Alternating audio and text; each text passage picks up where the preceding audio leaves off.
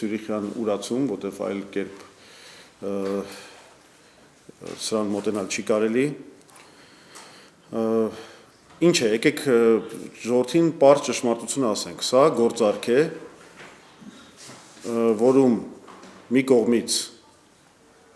ցեղասպանության միջազգային ճանաչման հարցում Հայաստանը գնաց զիջումների,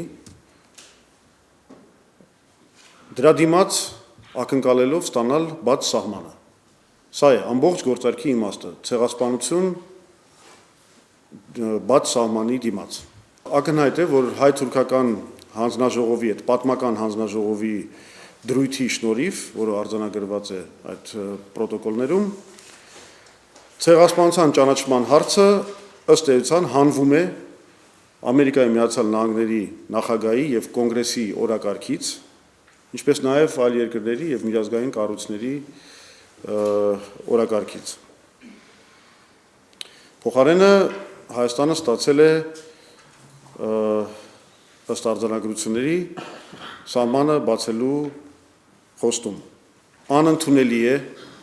բարոյական տեսակետից։ Եվ այս գործարքը հետևանք է Ռոբերտ Քոչարյանի եւ Սերժ Սարգսյանի վարչախմբի կողմից Հայաստանում քրեա օլիգարխիկ կոռումպացված համակարգի ստեղծման, ինչպես նաեւ այն ճակատագրական որոշման, երբ ցեղասպանության հարցը Ռոբերտ Քոչարյանի կողմից մտցվեց պետական արտաքին քաղաքականության օրակարգ եւ դարձավ քաղաքական սակարկման առարկա։ Ամբողջ ողբերգությունը սակայն այն է, որ Թուրքիան ստացել է եւ ստացավ արդեն գործարքի իր մասնաբաժինը եւ դա անկախ վավերացումից արդեն միայն պատմական հանձնաժողովի մասին այդ դրույթի ընդգրկումը արձանագրությունների մեջ նշանակում է մի բան, որ Թուրքիան ստացել է այն, ինչին ձգտում էր, այսինքն միայն այդ դրույթի վրա հղելով արդեն եւ կոնգրեսը եւ Միացյալ Նահանգների նախագահը եւ միջազգային կառույցները այլևս չեն քննարկի հայոց ցեղասպանության հարցը։ Մինչդեռ Հայաստանի ստանալիքը կախված է արձանագրությունների վավերացումից։ Այսինքն սահմանը կբացվի միայն այն դեպքում, եթե այս արձանագրությունները վավերացվեն եւ Հայաստանի եւ Թուրքիայի կողմից։ Սա առաջ է բերում մի այլ հանգամանք, որ Թուրքիան այդ վավերացումը կապում է Ղարաբաղյան խնդրի առաջընթացի հետ։ Այսինքն Թուրքիան հստակ հայտարարում է, որ միայն հայկական զորամիավորումների դուրսբերումից հետո նա պատրաստ է վավերացնել այս պրոտոկոլները։ Կամ Հայաստանը մնում է այս գործարքի առումով ձեռնունայն, կամ շարունակությունն է Հայաստանի վարչախմբի կողմից զիջումներ Ղարաբաղի հարցում։ Միակ հնարավորությունը դա տեսնում ենք վարչախմբի հրաժարականի մեջ եւ բացատրությունն էլ ենք տալիս, որովհետեւ վստահ ենք, որ Սերժ Սարգսյանը կորցնելով լեգիտիմությունը արդեն ոչ միայն Հայաստանում, այլ նաեւ Սփյուռքում հետ դարձի ճանապարհ չունի։ Այսօր նրա իշխանության պահպանման միակ աղբյուրը եւ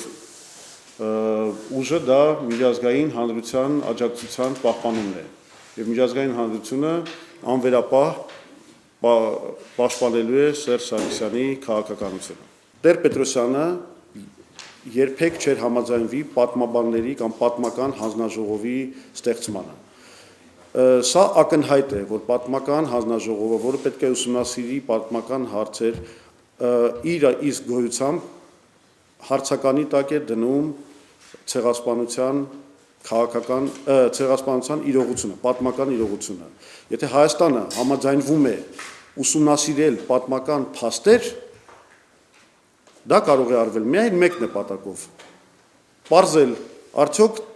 այն պնդումները, որոնք արվում են, ճիշտ են թե սխալ են։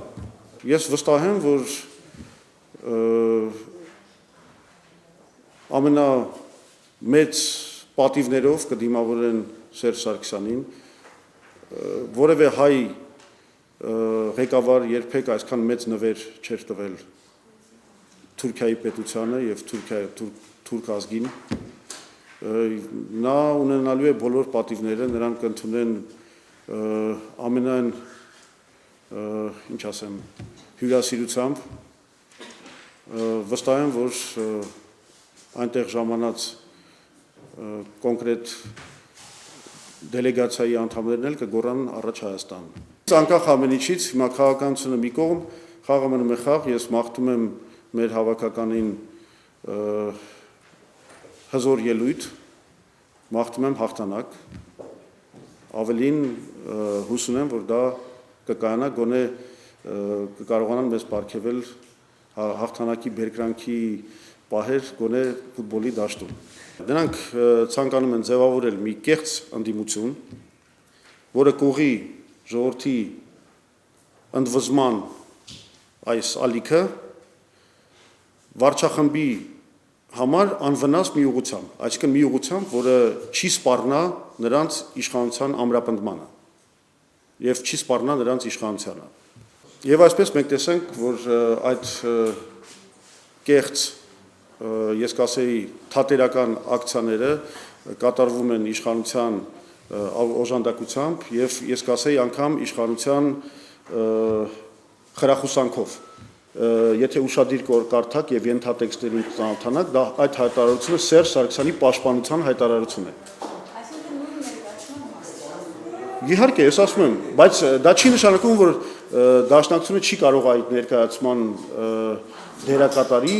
կամակատարի դերից դուրս գալ։ Ես օրինակ գիտեմ, որ դաշնակցության մեջ հիմա պայքար է ընթանում, բավականին լուրջ, ազնիվ մարդիկ, հիմնականում շարքային մարդիկ ընդվզում են այդ վարած քաղաքականության դեմ։ Նրանք պահանջում են, որ դաշնակցությունը որդեգրի Սերժ Սարգսյանի հրաժարականը պահանջելու քաղաքականությունը։ Ու դրա համար եմ ասում, որ այսօր այո դաշնակցությունը գործում է իշխանության կողմից գծված սահմանների մեջ, բայց դա չի բացառում, որ ազնիվ ուժերը այնտեղ կարող են տանել հաղթանակ։